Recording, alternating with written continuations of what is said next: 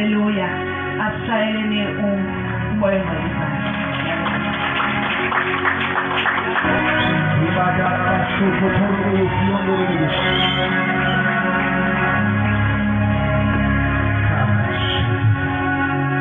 Namhlanje ngikhuluma into ngithi yathi wena unento ephathekayo ongakayiboni ngamehlo akho esendleleni yesangiphinde ngithi mina ngonyaka ka-2023 unento ephathekayo ongayazi ongakayiboni iyeza isendleleni izangeni transport yezinto zakho kunanto uNkulunkulu bazalwane angivulela yona abaqala ukungibona ngumfundisi Mnguni. Haleluya bazalwane, mina ngisiboni isidingo se-introduction yami. Niyezwela bathi kunoMnguni nguyeke lo angenzi ukukhuluma okuningi, ngizokhuluma la ngoJesu. Ake sikhuluma indaba ebalulekile, hayi introduction yami ayibalulekile. Ngizo-introduce uJesu oke wazwela ngaye, mhlawumbe uyazana naye, mhlawumbe waze wezwa ngaye, uyaqala ukuzwa ngaye, kodwa ngizokhuluma ngaye. Sithi zonkulunkulu encwadini kaJohane chapter 1 limveza uJesu njengolizwi. Amen. Bese kuba khona ingxenye elithi konke kwavela ngaye, ngaphandle kwakhe akuvelanga lutho.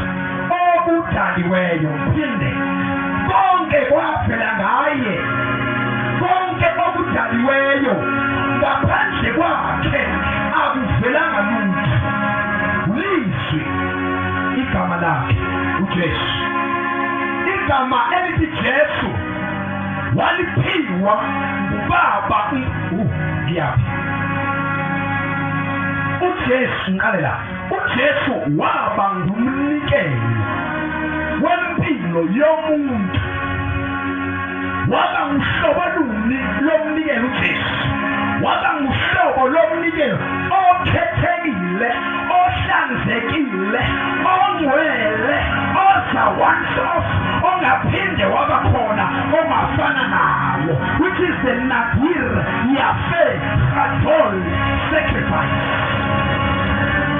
Umhlatshelo ngekuphinde ufanise neminye imhlatshelo engenziwa ngabantu noma ngamakhosi or any principality. The nadir yafe adol. Ithi kwaNkulunkulu elifundayo limchaza uJesu njengolizwi.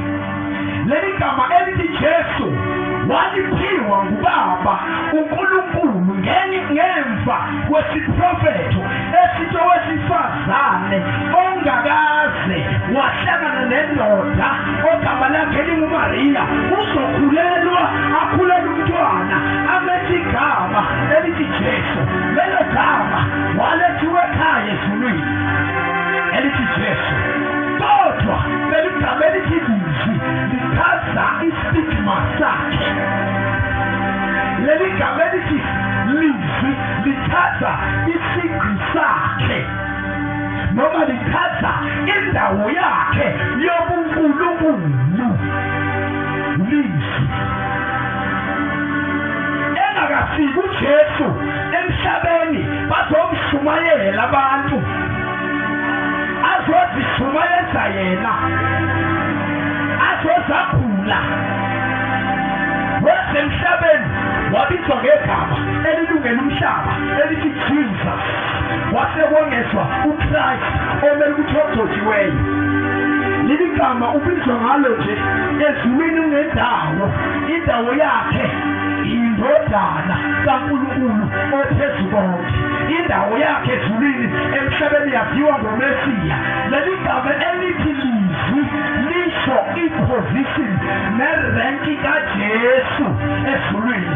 Haleluya, haleluya, amen. Lizwi igama elithi lizwi lichaza irenki kaJesu, kodwa leli elithi Christ lichaza isimo sakhe ugophuthiweyo.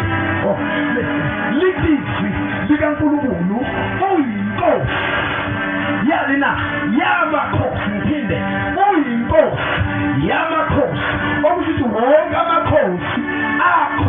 emhlabeni athi inkosi kuye inkosi noma bengezi kuye esontweni bengakholelwa nguye kodwa yena uyiyo bengakholiwe nguye.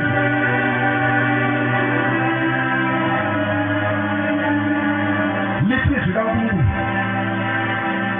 encwadini kaGenesis ngokufundela shortly ivesi elaziyo le kodwa into engizoyikhuluma intsha incwadi kaGenesis chapter 3 incwadi kaGenesis chapter yes incwadi kaGenesis chapter 1 verse 27. So God created mankind in his own image. Ngakho-ke uNkulunkulu wamdala umuntu ngomfanekiso wakhe. Ngani bazalwane? Asikhulume mina ngifuna izidumbu asike emathole la sisesontweni. uNkulunkulu wadala umuntu ngani? Ngomfanekiso wakhe. Babani? Wakhe. Lalela. In the image of God he created them. Ngesimo sobuNkulunkulu wamenza umuntu. Amen. 28. Oh, sorry. He created male and female. Wadala owesilisa nowesifazane. 32 ziningi. Khona sisebenzi. Andabungisala ningoleke lesibana. Ngisala ningoleke lesibana beka. Lithi iBhayibheli uNkulunkulu wadala umuntu. Ngani bazalwane? Ngomfanekiso kabani? Wakhe. Wadala owesilisa, wadala owesifazane, wadala ndoda, wadala mfazi. Hallelujah. Kunento engifuna ukuthi ngicacisele yona namhlanje. Asiye ku-28 bese ngiyashumayela. Ngifuna ukushumayela namhlanje. Izolo ngisuke ngafika ngakhuthala ngasebenza. Yabona? Wathi uNkulunkulu ungamemezi namhlanje ukhathele. Khuluma nje iwisdom. Izolo bengikhuluma namhlanje ngiyashumayela. Tshelo sethu zine kunamhlanje ngiyashumayela. Yes. 28. God blessed them. uNkulunkulu wenze njani? Wababusisa. Lalela ngizweni bazala.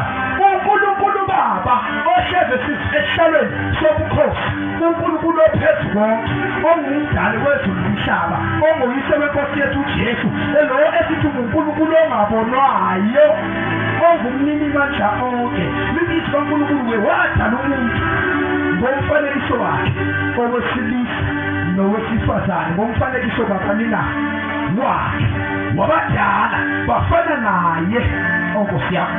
Wayesenza into ehlukile, wababuyisisa ye. uNkulunkulu akabusiswanga muntu bazalwane ngoba yena akadalwanga muntu. Ngiphinde, uNkulunkulu akabusiswanga muntu ngoba akadalwanga muntu. Wadala umuntu ngomfanekiso wakhe wesilisa nowesifazane. Wayeseyababusisa. Hayi bazalwane, uNkulunkulu wangenzela umusa, wangithokozela mama. uNkulunkulu wangivulela into engizoyikhuluma ngoba bazalwane abantu ngathi abayazi ivalue yabo, and abanye bayayazi ivalue yabo kodwa kuhambe baphelele ukuzethemba ngenxa yokuthi khona abantu abagcotshwe uSathane ubagcobela ukuthi badiqilele abanye abantu phansi ukuze bagcine bangazazi ukuthi bangobani.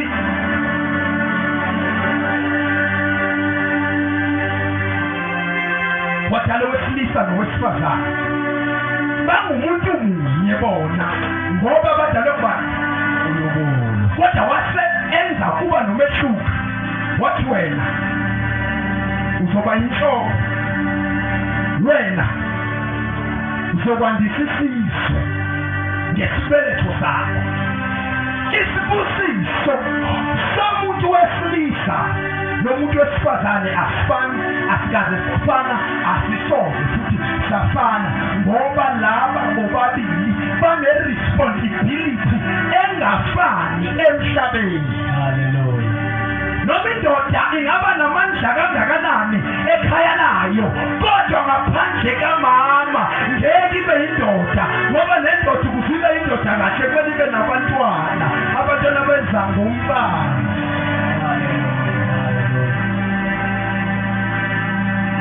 Awutaka kukhobyo kanjani kube kwakhiwa ukufa komuntu wesifazane mayefa ney'ngane zakhe abezoqhubeka amadoda akhohlwe ngobudoda na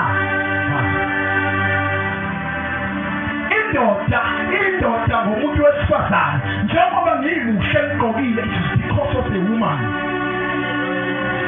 kunento uNkulunkulu ayifaka empilweni yakho ngizwe mama ngizwe baba Nkosi yami kunomama ola Nkosi yami kunobaba ola kunobhuti ola kunosisi ola kunetakalanela engikhuluma namhlanje ngifuna ngizwe kahle know yourself know who you are in the Lord namhlanje ngifuna uzazi ukuthi ungubani Nkosi waqala uNkulunkulu ngomfanekiso wakhe vula la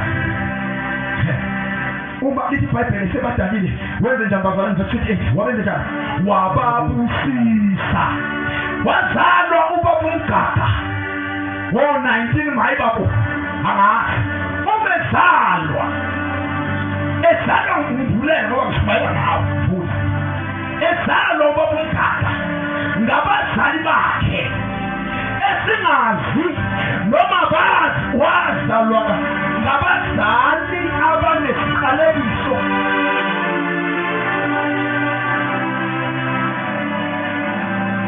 no ijulele ngikhuluma umuntu uyazalwa azalwe ngabantu abalungile yebo azalwe ngabantu abangalungile yebo kodwa into ayijiki ithi umuntu ngoba uNkulunkulu emuhle wazala ubaba uMgaga njengoba engaka nje manje wazala ngabantu esingabazi noma babe nesibusisi noma babe nesiqalekiso ngoba ngifuna ukusithi umqondo wakho kunabantu abalimele empilweni yabo baslow on doing something that will change their life baslow ekwenzela izinto ezizoshintsha impilo yabo ngenxa yokuthi banesazela sokuthi abazali babo babengafundanga noma babengenazo izinto eziphathekayo noma babenesiqalekiso noma bathakathwa bafa noma babengabantu ababi emphakathini noma babengabathakathi uqobo lwabo doesn't matter what matters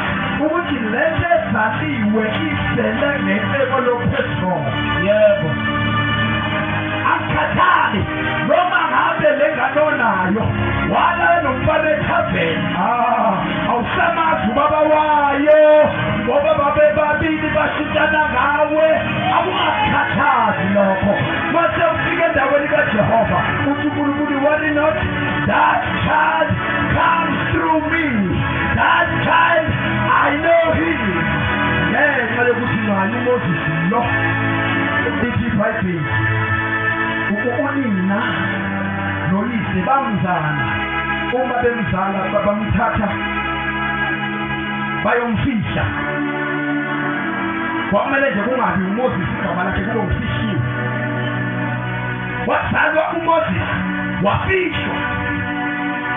ufishwa ngecebo hayi ukuthi ufihlele ukuthi akafadliwe zinyo wena mafethu kodwa ufihlelwa icebo wedadewethu ungabaleki ekhaya ngoba abazali bakho bekufihla bathi yeka labangani ohamba nabo yeka lezindlela oyihambayo umzali uyakufihla weMoses abanye balahla ngabazali ngenxa yempatho yabo nomzali olahla ingane ungehlolo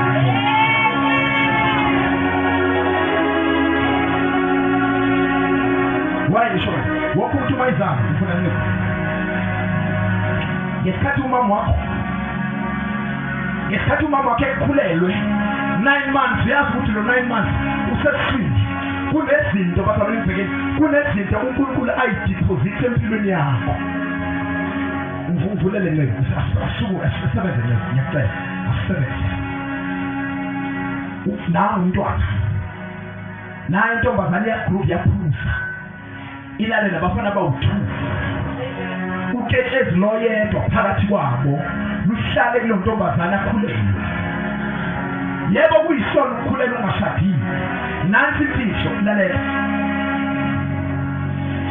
umuntu ufika kanjani the time umuntu osifazane ekhulelwa umntwana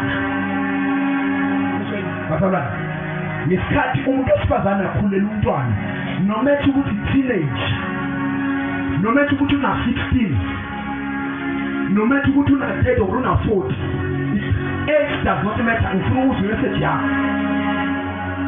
Alisho amite no mubani. Ngisokulento engifuna ukuyisho, i-age nje does not matter. Kulento engifuna ukuyisho le. Hayi ukuthi you can meet her at any age. No, lalela. Umuntu mayikhulelwe owesifazane, uNkulunkulu uyadlula kulo khulelwe, adlule azafinyelele kulo okhulelweyo. Ngiphinde, uNkulunkulu uyadlula kulo okhulelwe aze afinyelele kulo okhulelweyo ongakazalwa. Yayibona ukuthi wena unesiqalekiso ngumzali akusho ukuthi ingane izalwe nesiqalekiso. Mina bazalwa uNkulunkulu wakungibonela ngendlela. What in the book of Genesis chapter 1 verse 28 semdalile umuntu ngomfanekiso wambusisa. Na umntwana kuna 3 months esiswini noma una 1 week isiphelisihlale wathi umkhamo ziyakhala. One get positive uNkulunkulu seqalile manje uneplan ngempilo yalengane. Hey, yizwa i-morning after ukuhushuma. Yakhala ke manje. Joseph izoba yakhala ke manje. I-morning after pill. Ibulali lika uNkulunkulu. Angitshulale wathi ukuthi ulala ngaphandle kwekhondo kuzomisa. Ungasayikhiphi leyo ngane. Ngoba ungena kwesprem esiyeni uthatha i-new covenant.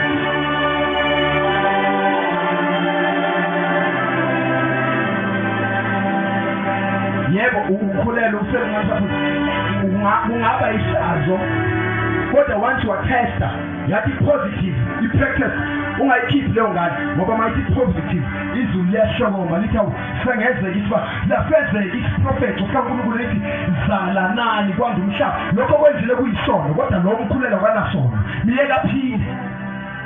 Then mayikhulele umntwana uNkulunkulu deposit izinto zakhe kuye ungakamazi igama lithi uNkulunkulu ngoJeremiya usayishule ngakwazi uyini uyishule usayinathi ungakaziwe nokuthi ikhanda liyoba lide libe nelungelo engaka ungakaziwe noma kube umfana noma intombazana kodwa listen to me kunento uNkulunkulu ayideposit empilweni yalo muntu athi wena noma ngabe umama ukhulele ethaveni noma ngabe udlwenguliwe akusane ndaba ke noma ngabe mntanami ulalwe ngubaba wakho waze wamithi kodwa lento engaphakathi kwakho mina Jehova ngizogqilizwe nami lithi umuntu ngiyambusisa azalwe umuntu azalwe lesibusisi athi lalela okwesiswa lesifazane athi uNkulunkulu lo athi uma uzala bengana ufuna ababukela athi kulo igama lakho kuyoba ngu-Ayani uyozalelwa eNewcastle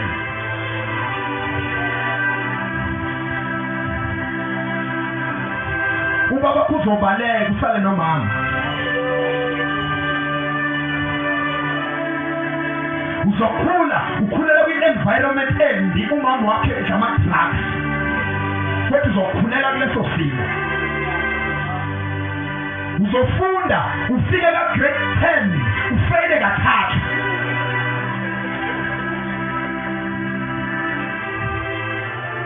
uzofunda isikole uzofunda ube uthisha uhlale 3 years ungawutholi umsebenzi kodwa ngizobe ngikhona mina Jehova uma lo 3 years ungawutholi umsebenzi yonke into eyenzeke empilweni yakho wahlalwa phansi wahlelwa ngempilo yakho ngo-20 mayibaba uzohlupheka uzovukelwa ngabantu bazokuhleba bazokuhleka bazokuzonda bazokuzingela bazokwenza lokhuya nalokhuya konke the part and parcel of your life uhamba nayo lento wazalwa nayo bese siya ku-John 10 verse 10 lithi isela ngalisi ngokweba nokubulala nokubhubhisa awusekhulile usisi wami sena 60 yakhala ke namuhla sekhulile sena 60 years aqala uyibona usenama hips yena usenezinqa uyelo aqale akhamse ngomzimba wakhe John 10 verse 10 isela kalizi kungokweba nokubulala nokubhubhisa udadewethu at the age of 16 aqale alale usathane isela selifikile lizontshontsha ini ubuntombi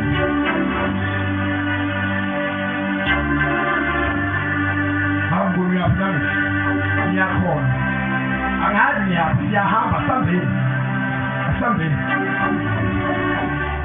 lifikisela yo kunomuntu empilweni obizwa ngokuthiwa i-destiny helper wonke umuntu uNkulunkulu umlungisele i-destiny helper yakhe i-destiny helper ngumuntu osiza impilo yakho ukuthi ibe ngcono ngandlela yinye enhle hayi embi indlela lula indlela nzima kodwa indlela ithakakusiza ukuphumelela uzobona phi mina ngiphila ngedwa mina angiphili nabantu ngiphila ngedwa mina ngiyena into bangani uyini ngaphandle komuntu say your destiny helper out there uphina athi uNkulunkulu sewuzele athi yofunda uzugogode uyazibaza ukhona abantu umuntu afinde abe ne-degree abe ne-masters abe ne-honors abe nanokunje konke lokho aze afe angawutholanga umsebenzi kubabili ithiza uNkulunkulu uvele into eyihleli phela uNkulunkulu uyayihlela into wena ongeke uvumelane nayo omunye angashada by interest athi uNkulunkulu mina I just set it ukuthi ngifuna nje umfelokazi wami yabona sonke ngikhuluma ngizweni kuna ukushada kuhle kunabantu othi uNkulunkulu wayiset up lento wathi uzoba umfelo bazalana uNkulunkulu ngeke aplane into bese yayiphikisa ingenzeki uNkulunkulu ukhulume ngokondliwa kwabafelokazi kumele kube khona abafelokazi khona abantu kumele bafelwe ngamadoda ibuhlungu lento kodwa injalo ngezokuthi uNkulunkulu ukhuluma igama elithi khona ini abafelokazi khona abantwana kumele bangabi nabazali bangabi namama angabi nababa njengoba ukuthi izwi likaNkulunkulu lithi kufanele kube khona intandane ngeke sibalekele lo ukuthi ubani ozoba intandane kasasa ukuthi ubani ozoba umfelokazi kasasa kodwa bakhona bazoba ngabafelokazi bakhona bazoba intandane ukuthi ngobani kasasa and futhi lokho ngeke sinqande baba ngeke sinqande imelo kuba khona kodwa kuba intandane akusho ukuthi awuzuba lutho empilweni ngithemba ngakho ukuthi destiny helper ubuyintandane uNkulunkulu uyakuhlelela umzali ozokukhulisa uNkulunkulu uyakuhlelela umzali ozokukhulisa bekuxoxa indaba ubaba wami ongizalayo biological father washona ngo-1997 umama wami biological mother washona ngo-2003 kuthe yazi ngesikhathi igula umama egula ngibona ugulela ukufa ngathi inkosi mina mangathatha umama ngizovele ngihlanye ngife kanti nginamanga ngikade ngihlanye nakanye ngiphila seka dale wafu baba wami wafu mama wami guess what kunezinto ezenzeka manje empilweni yami engizibuza zona ukuthi ubaba usaphila umama usaphila bezoyivuma yini ukhona umzali ongavumeli ukuthi lapho bazana umfundisi kunzima kabi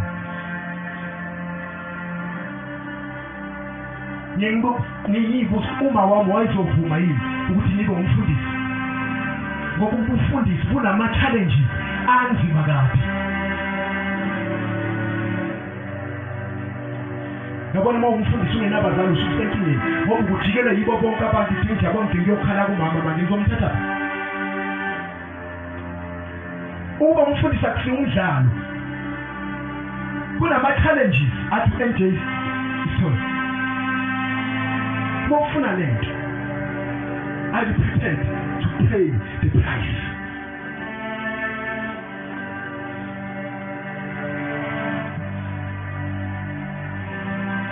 Izolo ngikhuluma nge-faith. Kunabantu la ba-blessed ngale ndlela emangalisayo, babusiseka bazalwa yale noma ngakuthiwa awukazi ungene esontweni nomama uthiwa awukazi ungene esontweni selokhu wazalwa. Do you know ukuthi kunesibusiso ohamba naso wazalwa naso? Ngisho ngathi umuntu unomutho onzima kanjani ukuphakathi nakuba sithakatha lesenzathi yaphela lokuthakatha kwabantu. Uyazi ukuthi uyathakatha wena phela ukuthakatha kunama-levels. Mnguni ubuthakathi bunama-levels. Kukhona ubuthakathi labo bandiza ngemshanelo, kube khona ubuthakathi balaba abangalali ebusuku basebenzisa izinto bakhulume ema-alithara abo, bese kuba khona abathakathi abaphila abangaphathi umuntu abathakatha ngemlomo, bese kuba khona abathakatha ngey'nhliziyo. Ngeke ilungelo eluthi ingane kaMasibanibani ngenxa nje ukuthi walwa nengane yakho wadatshukela yichumiki sewubambele lokugquba 5 years ngeke iphumele nengane kaMasorenso.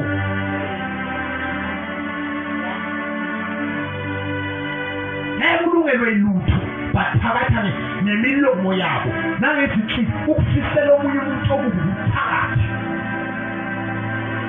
Avele mina ngishumayeleli kuthandwa, angishumayeleli kulandelwa, ngishumayela uJesu, ngishumayela iqiniso, wena niyavuma or kanivumi injalo.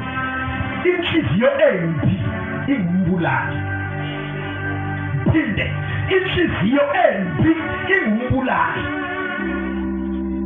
Ulimi olubi lungumbulali. Munye umuntu onelungelo lokusebenzisa ulimi kuze kweqe uNkulunkulu ophilayo. Xabana nomuntu ufuseke kube ufuseke kuphelele lapho. Ungazi ufikelele ukuthi ulungelo elilutho lasiphukuphuko. Ufuseke kulungile. Kodwa mase ukhuluma izinto ezinqanda impilo yomuntu umbulali.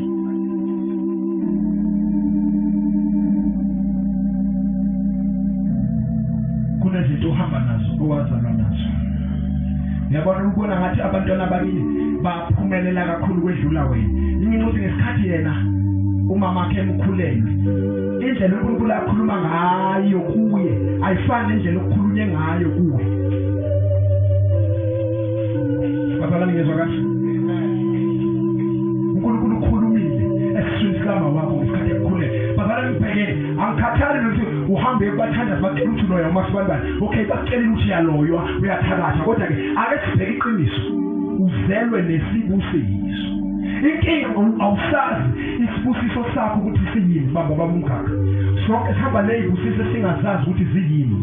Lithi kaNkulunkulu abantu bami bayabhubha ngenxa yokuselulazi. Abantu babusisiwe bayahlupheka ngenxa yokungazi ukuthi izibusiso zabo ziyini. Babusiseke ngakuphi?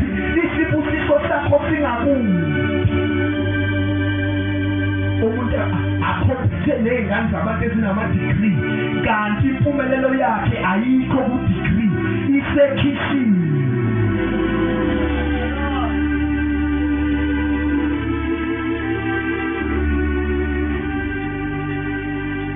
Kunomunye umama ngapha ekhaya, le mama akasiqedanga isikole. Ngikhuluma ngabantu abawu-2 engibaziyo enye engaphilelana nabo ngababona. Lo mama akasiqedanga isikole. Kusukela kudala bazalwane unekhishi uyapheka ifulumile. Ayi yazi uyamanga. Une-big house uyathenga imali yasekhishini, akasebenzanga kumlungu. Kunomunye ubaba omunye umuntu engangahlala kuwo. Lo baba wayeka ka-standard 4 isikole samhlula wayoqala amafini ayisobhanana. Ngiyamangala mina iy'moto ahamba ngazo, uhamba ngama-D4D imoto eyinkulu, uhamba ngama-Land Cruiser unetractor, uneflazi lebanana, uno-standard 4. Ngithenguwe uthi ngi-fight nengqondo. Izolo, ngikhulume ngani izolo? Nge-faith nengqondo. Ngoba umuntu uyaba nejazi, azoba ne-PhD, athola umsebenzi, avela aphenduka isifonso ne-degree yakhe. Kukhona omunye umuntu uzumhalela ukuthi yazi ngihalela isitifiketi esikabani, yazi ngiyazihalela ngengisithole, nezinto engcono kabi. It doesn't matter ukuthi awuqedanga isikole. This time around, if usasemncane buyela esikolweni ngenxa yesikhathi esiphila kuso. Masewumdala awusakhona ukubuyela esikolweni. Find out isibusiso sakho singakuphi. Ugogo wami uzilukela amaqanda, uzenzela imali ngokuluka amaqanda. Guess what? Wayesebenza kahle, esebenza esibhedlela, esebenza eLondon, waretire, akahlalanga nje de, waluka amaqanda. Unama-customer akhe, nesikhathi esithile afuna amaqanda amangaka, uthola i-profit. Njala ukuphi na? Umuntu nomuntu unesibusiso sakhe. Ungenzeka isibusiso sakhe awusazi. Ibazana kunento eyimistake enzakalayo. Abantu baziqalekiso zabo, abazazi izibusiso zabo. Yabona Ngoba wathi yini nje uqonda isiqalekiso sakho ngiqalekiso ukuthi umsebenzi yini uthole. Okay, yini ke isibusiso sakho? Akazi ukuthi isibusiso sakhe yini. We need assignment in your mind. Follow the I give you assignment. Pray and find out what is your blessing. Where is your blessing? Abanye izibusiso zabo zikubo. Kodwa kudinga umuntu ozofika nje athi simsebenzele. Na ngisho ngibona ngisho uzelwe nesibusiso. Isiqalekiso kasikho kubo. Singaba khona kodwa into enamandla engengunya lalela bafana isiqalekiso siyanyakaziseka ngoba masithandaza la sizoyiphula iqalekiso kodwa isibusiso thanda ungathandi ngeke usenze lutho uqale ngiyamazi phela mina loyampana wabantu uyinkaba ubulala abantu but uthula left and right yena angafu uNkulunkulu amsindisa ulokhu bathi akafa angazi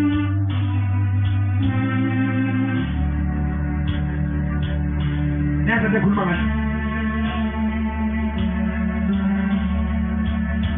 isibusiso sikuwe sinamandla ukudlula isiqalekiso ongacabanga ukuthi naso phakathi ngenyawo bazalwane niyazi iqalekiso zenu niyazazi amabhadi wenu niyawazi kodwa isibusiso esikuwe sinamandla ukwedlula isiqalekiso ocabanga ukuthi siphezu kwempilo yakho ngoba isibusiso esikuwe singuNkulunkulu ekusithekeni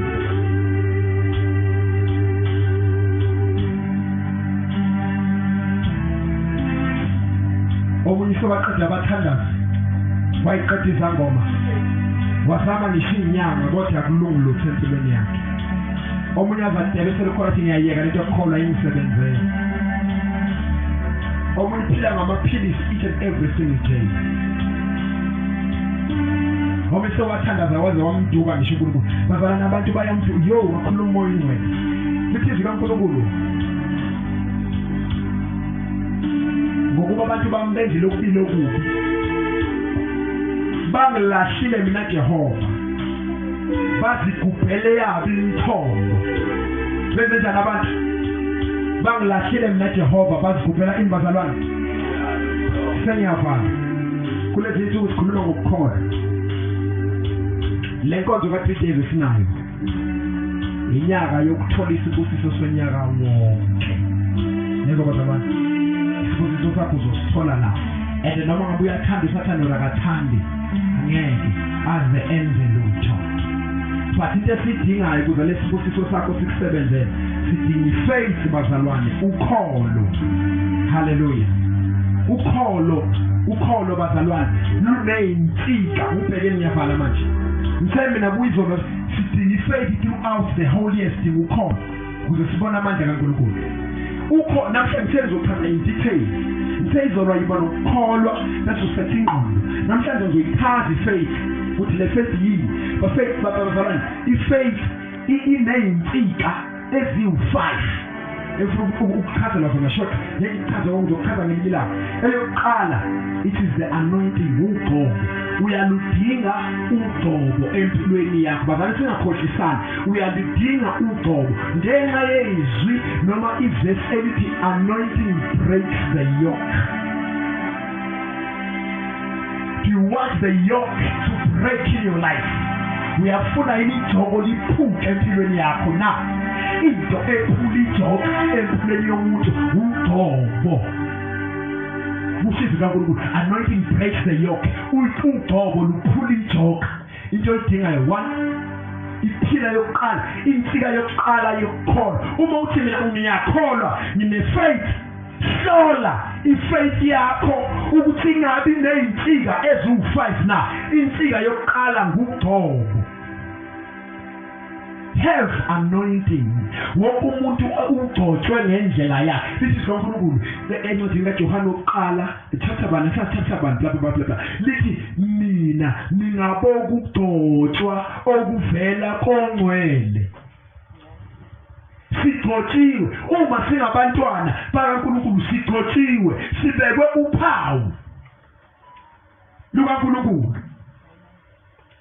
Insika yokuqala ye-faith ugcobo. Yiba nogcobo noma understanda ugcobo oluphethe kwempilo yakho. Ugcobo yilo uzokwenza ukuthi izinto zize kalula empilweni yakho.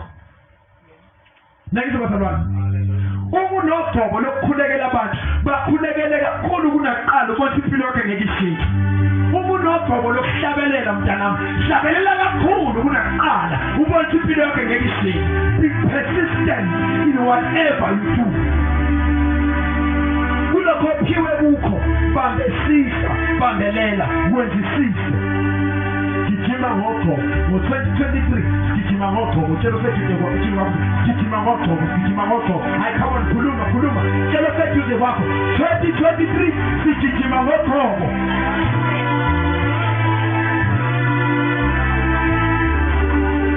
Lalela, insika yesibili yokukholwa yisiprofeto, prophecy. Insika yesibili yokukholwa yisiprofeto. Ngoba isiprofeto is a seal upon your life. It is a seal upon your life. It's prophet. Yabona ma-prophecy wempilweni yakho, it shall surely come to pass. Wonke umuntu udinga isiprofethi empilweni yakhe. Lalela, awudingi nomuntu ozokhuluma phezu kwempilo yakho. Nawe ungakhuluma phezu kweyakho impilo, uyikhulumele wena. Uyibekisa ukuthi ngiyabonga baba. Ngo-2023 ngizothenga imoto. Ngo-2023 ngizosebenza. Ngo-2023 ngizoyakha indlu. Ngo-2023 ngizoshada. Ngo-2023 ngizoqala ibhizinisi. Ngo-2023 mawaphumuka ini. Ngo-2023 ngibuyele ekhaya.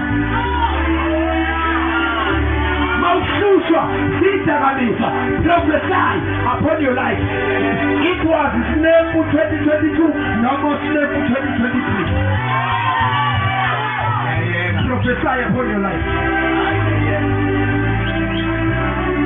Nyazi utulula, ululu no aunawo.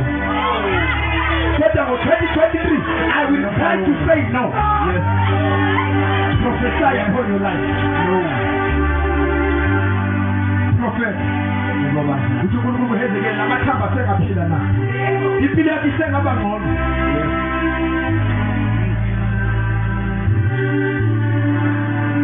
Insika yokukholwa yesithathu, wisdom, shaka.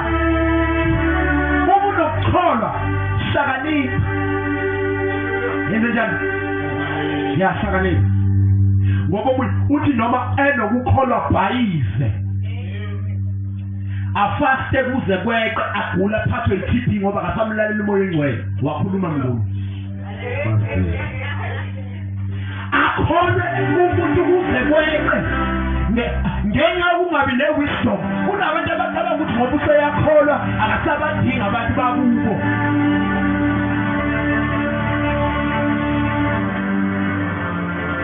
Kunomuntu ocabanga ngoba useyakholwa akasabadinga abazali. Kunomuntu othi ngoba useyakholwa ukaba ukuthi akasadingi ukuhlolwa ngomunye umuntu. Kunomuntu othi ngoba useyakholwa ukaba ukuthi akasamdingi ngomunye umuntu. Insika yesithathu yokukholwa ubuhlakani. Sithi sikaNkulunkulu hlakaniphani njengezinyoka. Nibe mnene njengani? Njengamajuba. Hlakanipha, tshela sethu. Hlakanipha. Hey, hlakanipha. Ngicela ukubheka ukuthi hey, hlakanipha wathi. Ya.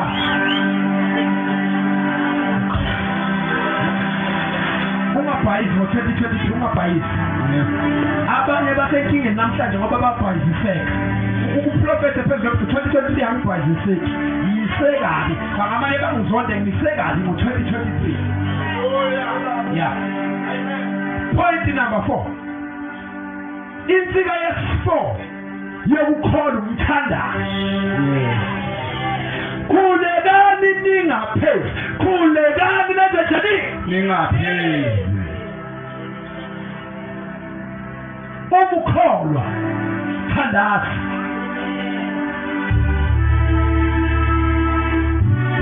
Leli gama elithi thandaza noma umthandazo.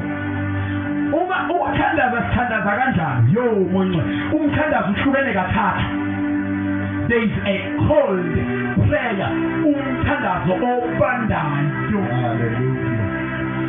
Umthandazo wesibili. Nyapha. Number cold prayer. Number 2, holy prayer. Umthandazo ongcwele. Number 3, warfare prayer. Umthandazo wamandla. 3, umthandazo obandayo. Umthandazo ongcwele. Umthandazo wamandla. Lalela, umthandazo ongcwele. Mawuthandaza awubizi amagama abantu. Awumfaki nje umuntu lapha. Nezibazalwane awukhompiti namuntu. Awubalisi in the holy prayer. Umthandazo ongcwele. Into yokuqala oyishoyo baba ngiyisono. Ukuvuma isono. Baba mafuna ukubona amandla kaNkulunkulu mawuthandaza ongazenza ungcwele ngicela ukuthi baba yimi isono isisebe sakho. Isidakwa sakho. Inhlebo umhlazi wevangeli lakho yiloko. Ngiyathandaza. Ungazenzi ngcono. Umthandazo ongcwele okuhlambuluka. Kodwa umthandazo obandayo. Umthandazo obandayo. Umthandazo onyenyisa uNkulunkulu. Umthandazo okusedeclare.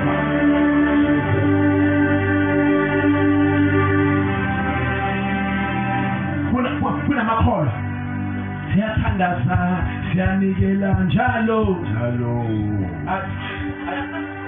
Siyathandaza, siyanikela njalo. Hey.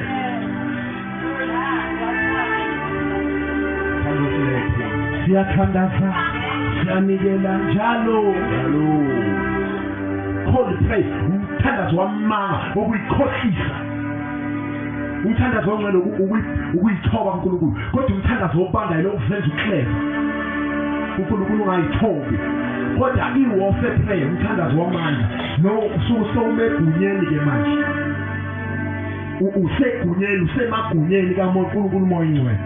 Ngizabazalwana. Point number 5 senyaba. Into yokugcina, insika yokugcina. 5 yokukholwa. Ulwazi.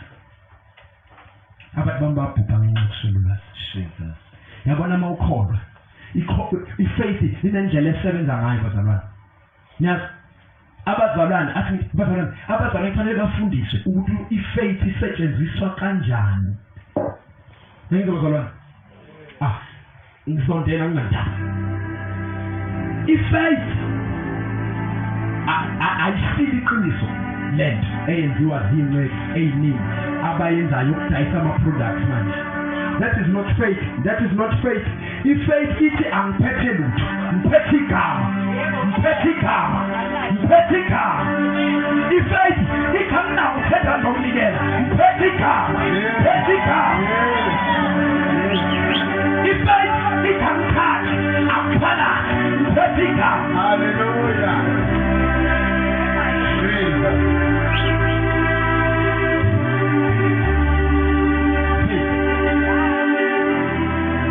Phakamisa isandla. Oh Baba, siyabonga, siyabonga.